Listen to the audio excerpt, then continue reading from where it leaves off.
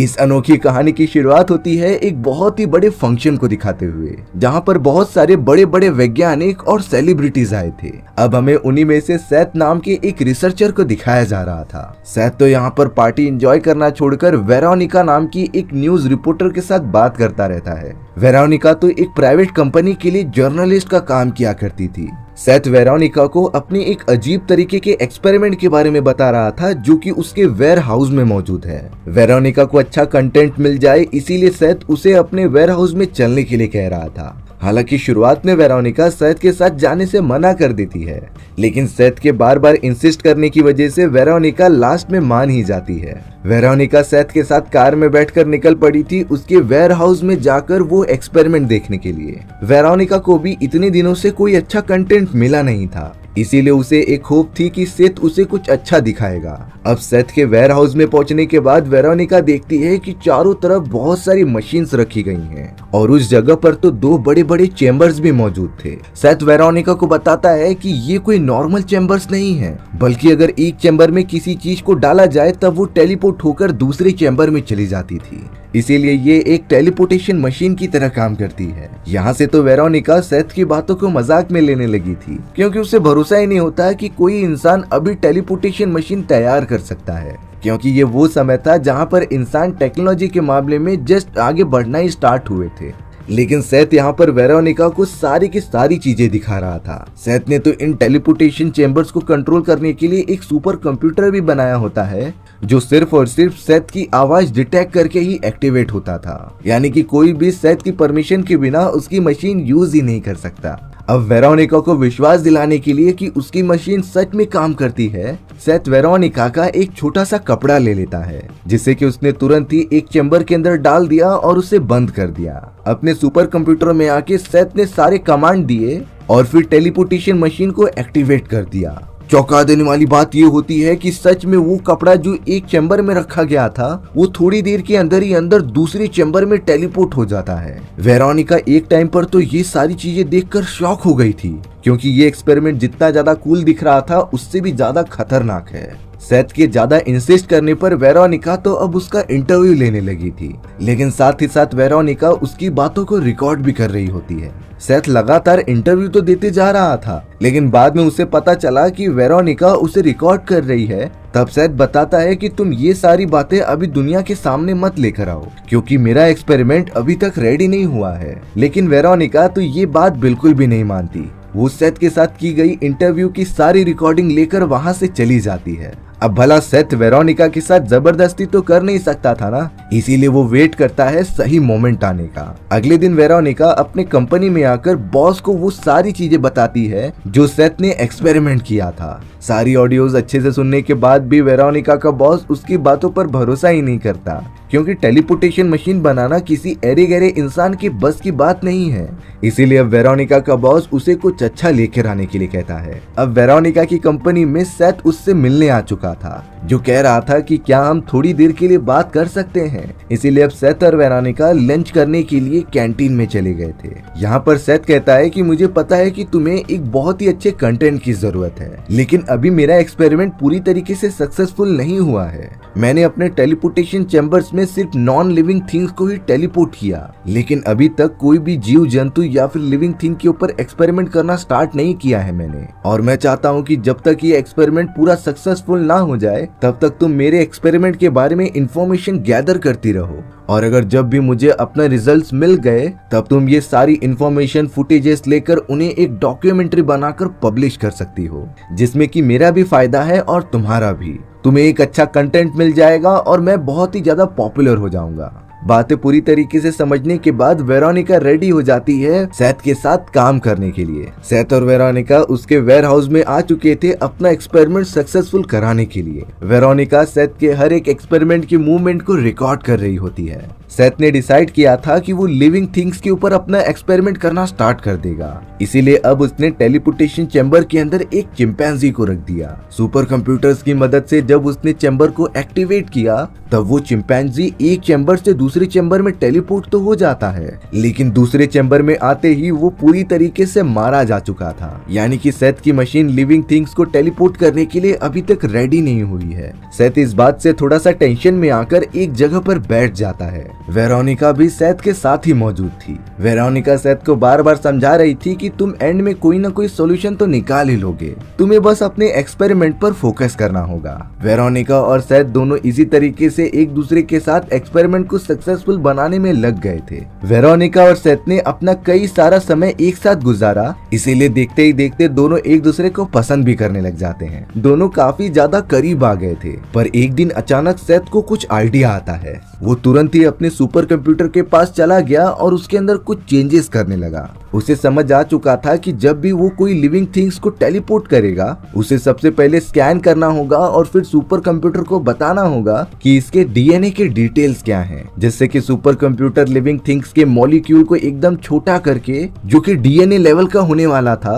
उसे फिर टेलीपोर्ट कर सके दूसरे चैम्बर के अंदर। सबसे पहले सेट ट्राई करता है एक मीट के टुकड़े से। उसने मीट के टुकड़े को स्कैन किया और फिर डीएनए के बारे में बताया। सुपर कंप्यूटर उसे अच्छे से प्रोसेसिंग करके चैम्बर्स को कमांड प्रोवाइड करता है और इस बार लिटरली सेथ का ये एक्सपेरिमेंट कामयाब हो चुका था। वो मीट का टुकड़ा सच में दूसरी चैम्बर में पहुंच जाता है बिना कुछ डिस्ट्रक्शन हुए। इसीलिए अब सेथ ने जल्द से जल्द वेरोनिका को बुलाया और उसे शूट करने के लिए कहा। सेथ ने तो एक चैम्बर के अंदर अपने पाले गए बबून को रख दिया, लेकिन अगर एक्सपेरिमेंट अच्छे से काम नहीं किया तब उसके बबून को जान से हाथ धोना पड़ेगा। सेथ उसी तरीके से सबसे पहले अपने बबून को स्कैन करवाता है और उसके डीएनए को स्पेसिफाई करता है। कुछ देर बाद एक चैम्बर बंद हो गया था और वो टेलीपोर्ट होने लगा था दूसरे चैम्बर के अंदर। सारी प्रोसेसिंग होने के बाद जैसे ही दूसरा चैम्बर ओपन होता है तभी सेथ का बबून तुरंत ही बाहर निकलकर उसके गले लग गया था। यानी कि सेथ का एक्सपेरिमेंट सक्सेसफुली कामयाब हो चुका है। सेथ और वेरोनिका तो मिलकर अपने सक्सेसफुल एक्सपेरिमेंट के लिए एंजॉय करते हैं। दोनों बहुत ही ज्यादा खुश थे क्योंकि उन्होंने काफी सारा समय एक्सपेरिमेंट में लगाया था। टेलीपोर्टेशन मशीन लिविंग थिंग्स पर भी अच्छे से काम करने के बाद सेथ ने डिसाइड किया था कि वो थोड़े और एक्सपेरिमेंट करके किसी इंसान को टेलीपोर्ट करने का ट्राई करेगा।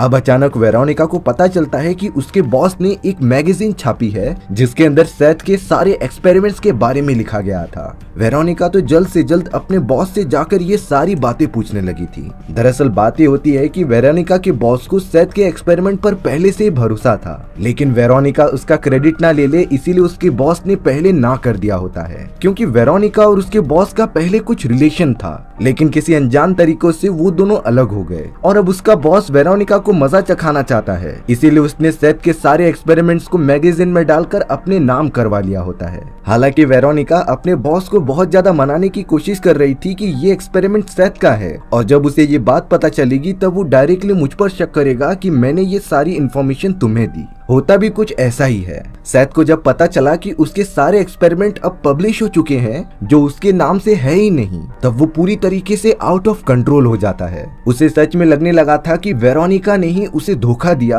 और एक्सपेरिमेंट के बारे में सारी इन्फॉर्मेशन अपने बॉस को जाकर दे दी। सेथ एकदम से टूट चुका था क्योंकि उसने इस एक्सपेरिमेंट पर कई साल लगाए थे और वो इस तरीके से ये सारी चीजें जाने नहीं दे सकता था। सेथ ने तो गुस्से में आकर काफी सारी ड्रिंक्स पीना भी स्टार्ट कर दिया था और अब सेथ डिसाइड करता है कि वो खुद अपने टेलीपोर्टेशन मशीन के अंदर जाएगा। सेथ सारी चीजें ऑटोमेटिकली जनरेट करके अपने कपड़े निकाल कर एक चैम्बर के अंदर जाके बैठ जाता है। मशीन ऑटोमेटिकली चालू हो चुकी थी, लेकिन यहाँ पर सेथ को बिल्कुल भी अंदाजा नहीं था कि वो जिस चैम्बर के अंदर मौजूद है उसके अंदर एक छोटी सी मक्खी भी फंस गई थी जो उसके साथ एक चैम्बर से दूसरे चैम्बर में टेलीपोर्ट होने लग जाती है। सारा प्रोसेस होने के बाद सेथ दूसरे चैम्बर में से टेलीपोर्ट होके बाहर निकल गया था। वो तो एकदम सही सलामत होता है, यानी कि उसकी मशीन एकदम करेक्टली काम कर रही है। सेथ इस बारे में खुश था कि उसकी मशीन अब इंसानों को भी टेलीपोर्ट कर सकती है। अब थोड़ी देर बाद जब वेरोनिका आती है तब उसने सेथ को सारी सच्चाई बता दी थी। वेरोनिका कहती है कि कई साल पहले मैं और मेरे बॉस एक रिलेशनशिप में थे,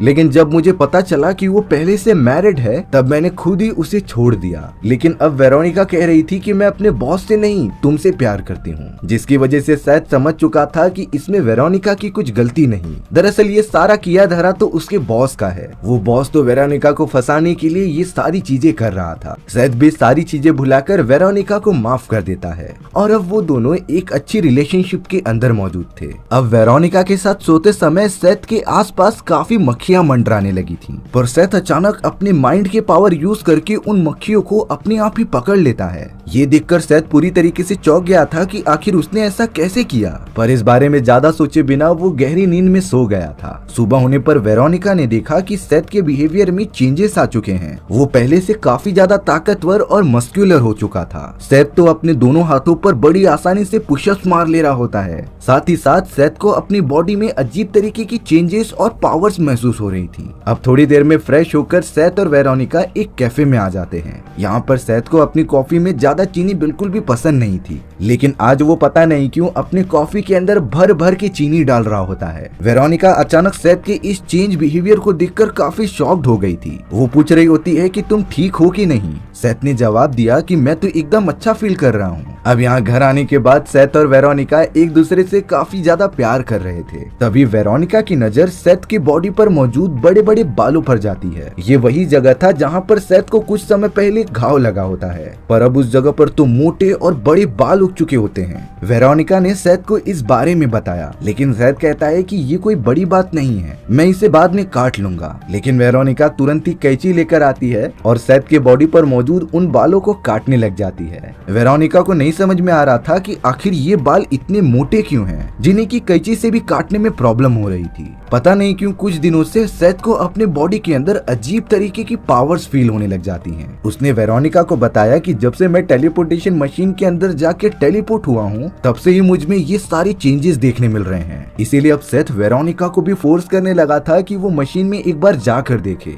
हालांकि वेरोनिका इस बात के लिए बिल्कुल भी राजी नहीं होती। उसने तो सेथ के ऊपर चिल्ला दिया था कि मैं ये बिल्कुल भी नहीं करने वाली। सेथ यहाँ पर इन सारी चीजों का कंक्लूजन निकालता है कि वेरोनिका उसके एक्सपेरिमेंट का अपमान कर रही है और वेरोनिका उसके मिली गए पावर से जल रही है। इसीलिए अब सेथ वेरोनिका से बहुत ही ज्यादा गुस्सा होकर उसे अपने घर से बाहर निकाल दिया। सेथ तो बहुत ही ज्यादा फ्रस्ट्रेटेड होता है कि वो क्या करे। इसीलिए वो सबसे पहले एक बार में जाकर काफी सारी ड्रिंक्स पीता है और एक लड़की से ढेर सारी बातें करके उसे अपने घर पर लेकर आ जाता है। दोनों सारी रात काफी ज्यादा मजे करते हैं। लेकिन अब सेथ उस लड़की को भी बोलने लगा था कि तुम एक बार उस मशीन के अंदर जाकर देखो, तुम्हें बहुत ही अच्छा फील होगा। लेकिन वो लड़की भी उस टेलीपोर्टेशन मशीन में जाने से डर रही थी। पता नहीं उसके अंदर उसे क्या हो जाए। सेथ पता नहीं क्यों अचानक बिहेवियर चेंजेस के कारण काफी एग्रेसिव हो चुका था और उस अनजान लड़की को भी टेलीपोर्टेशन मशीन में एक बार जाकर चेक करने के लिए कह रहा था। पर थोड़ी ही देर में उस जगह पर वेरोनिका आ चुकी थी, जिसने कि सेथ को रंगे हाथों पकड़ लिया था, जो दूसरी लड़की के साथ मजे ले रहा होता है। वो दूसरी लड़की वहाँ से चली गई थी। वेरोनिका सेथ से गुस्सा होकर कह रही थी कि तुम पागल हो चुके हो। सेथ तो कह रहा था कि तुम्हें मेरी पावर से जलन है, इसीलिए तुम ये सारी चीजें कर रही हो। पर तभी वेरोनिका सेथ को एक डार्क सीक्रेट बताती है। वेरोनिका ने सेथ के बॉडी पर मौजूद उस बड़े और घने बाल को लेके जाकर लेबोरेटरी में चेक किया, जिसमें कि उसे पता चला कि ये किसी इंसान के तो बाल है ही नहीं, ये किसी अनजान इंसेक्ट के बाल थे जो बहुत ही ज्यादा डेवलप हो चुके हैं। पर आखिर ये सारी चीजें सेथ के बॉडी में आई कैसे, ये बात वेरोनिका को बिल्कुल समझ में ही नहीं आ रही थी। लेकिन वेरोनिका द्वारा कही गई सारी बातें सेथ मानता ही नहीं। उसे तो अभी भी लग रहा था कि वेरोनिका झूठ बोल रही है और उससे जल रही है। इसीलिए सेथ वेरोनिका को जानबूझकर यहाँ से जाने के लिए कह रहा था ताकि वो उसे डिस्टर्ब ना करे। अब कुछ ही दिनों के अंदर ही अंदर सेथ को पता नहीं क्यों अपने बॉडी के अंदर कुछ चेंजेस दिखाई देने लगे थे। उसके पूरे चेहरे की चमड़ी के ऊपर अजीब तरीके के निशान हो रहे होते हैं और पूरे बॉडी पर बहुत सारे बाल उग रहे होते हैं। सेथ के तो हाथों के नाखून अपने आप ही झड़कर निकलने लगे थे।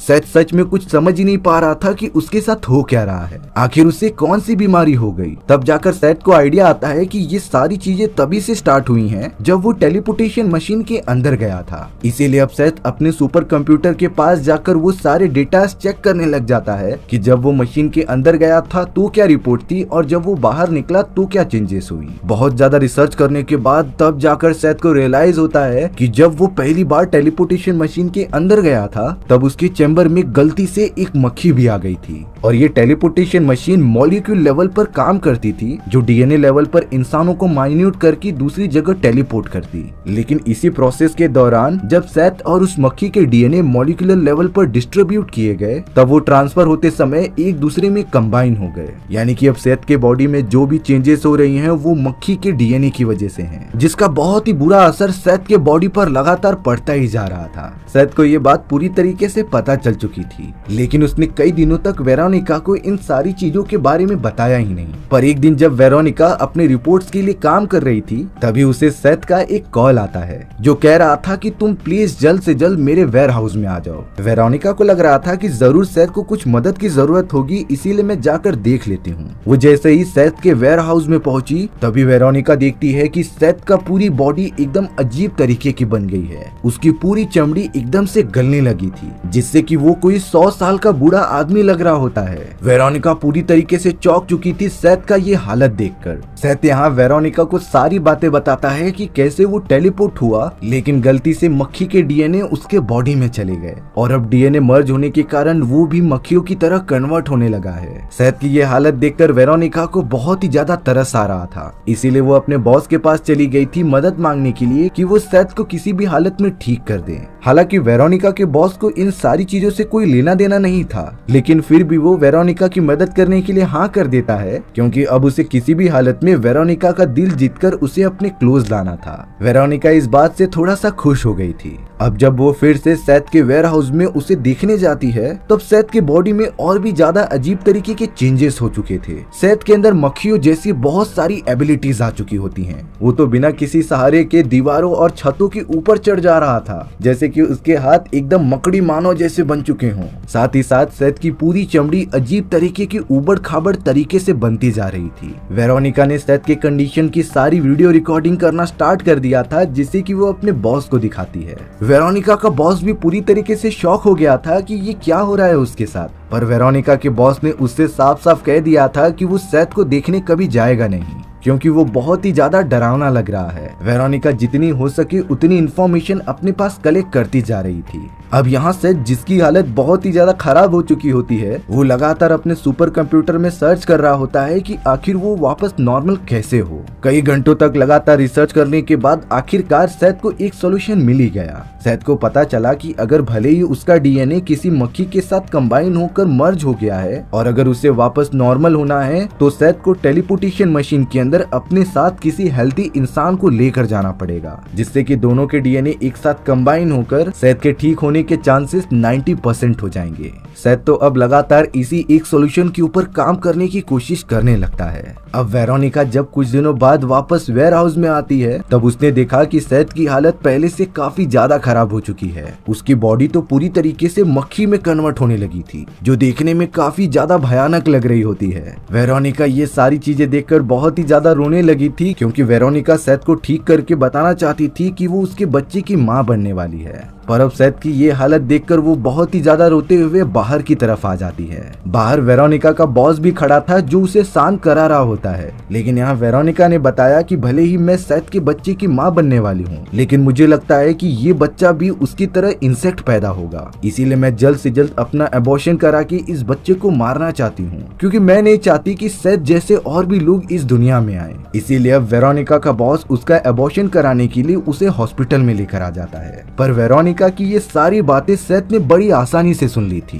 क्योंकि मक्खी के डीएनए पूरा कंबाइन होने के कारण उसकी सुनने की शक्ति काफी तेज हो चुकी होती है। और अब सेथ बिल्कुल भी नहीं चाहता था कि उसके बच्चे को कोई भी मारे, इसीलिए वो डायरेक्टली भागते हुए हॉस्पिटल में आ जाता है और सामने आने वाले सभी डॉक्टर्स को मारते हुए वेरोनिका को लेके छत पे चला जाता है। सेथ यहाँ पर वेरोनिका से बोल रहा था कि प्लीज मेरे बच्चे को मत मारो। वो तो बहुत ही ज्यादा इमोशनल हो चुका था, लेकिन यहाँ पर वेरोनिका बताती है कि ये बच्चा नॉर्मल ह्यूमन नहीं है, बल्कि ये भी तुम्हारी तरह एक कंबाइंड इंसेक्ट है, जो आगे चल के इंसानियत के लिए बहुत ही ज्यादा खतरा बन सकता था। वो दोनों लगातार बातें करते जा रहे थे और एक समय पर ऐसा भी लग रहा होता है कि वेरोनिका सेथ के बच्चे को पाल ही लेगी। पर वहीं दूसरी तरफ वेरोनिका का बॉस अब लेबोरेटरी के अंदर आ चुका था, जिसके हाथ में एक शॉट गन होती है। वेरोनिका के बॉस ने अपना मन बना लिया होता है कि वो सेथ के सारे एक्सपेरिमेंट को अपना बना के उसी जान से मार देगा। वेरोनिका का बॉस ऐसा करता है इससे पहले सेथ, जिसकी बॉडी अब पूरी तरीके से अजीब टाइप के क्रिएचर में कन्वर्ट होने लगी थी, वो वेरोनिका के बॉस के ऊपर कूद के उसे मारने लगा। सेथ के अंदर काफी सारी प्रॉपर्टीज आ चुकी थी। उसका एक पंजा नॉर्मल पंजे के मुकाबले काफी ताकतवर हो जाता है, जिसकी मदद से उसने वेरोनिका के बॉस को मार मार कर बेहोश कर दिया। और अब सेथ वेरोनिका के साथ आ जाता है अपनी लेबोरेटरी के अंदर।